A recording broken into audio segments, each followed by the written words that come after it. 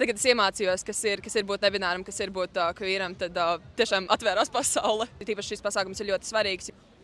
Rīgā ir ļoti daudz laimīgu cilvēku. Jā. Kāds ir tas laimes noslēpums? Šodien Praidā ir tīpaši ļoti daudz laimīgu cilvēku. Es domāju, ka tas ir vienkārši būt sev. Laimes noslēpums ir būt sev un atļauties. Vai esi laimīgs? Šobrīd jā, šobrīd ļoti. Vakar nebija. Šodien tā sajūta un kopā būšana Praidā ir vienkārši ļoti grūti nepriecāties. Bišķiņ vairāk par pasākumu. Instagramā es ticu, ka Facebookā arī ir ļoti daudz informācija, Rīga Pride. Internetā ļoti daudz. Šodien gājiens. Es nezinu, ko daudz vairāk teikt. Es oficiāli nezinu. Kāds no jums zina, bija šī precīzāk? Nē, esmu ļoti informēti šodien. Ir cilvēki, kuri citus nesaprot un izvēlās nesaprast un neklausīties. Un tāpēc man ir ka tīpaši šis pasākums ir ļoti svarīgs. Jo tas ir tas, kurā mēs ieklausāmies, kurā mēs visi esam mēs paši. Bet jūs tā kā no rīkotājiem? Šeit vienkārši esmu. LGBT? Jā, es esmu nebinārs panseksuāls. Tas ir Romantiski patīk.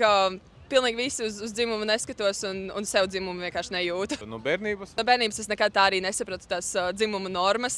Tagad es iemācījos, kas ir būt nebināram, kas ir būt kvīram, tad tiešām atvērās pasaule. Trūks motivācija. Man sauc Kai. Esiet jūs paši, jūs to varat, dzīve tiešām atverās.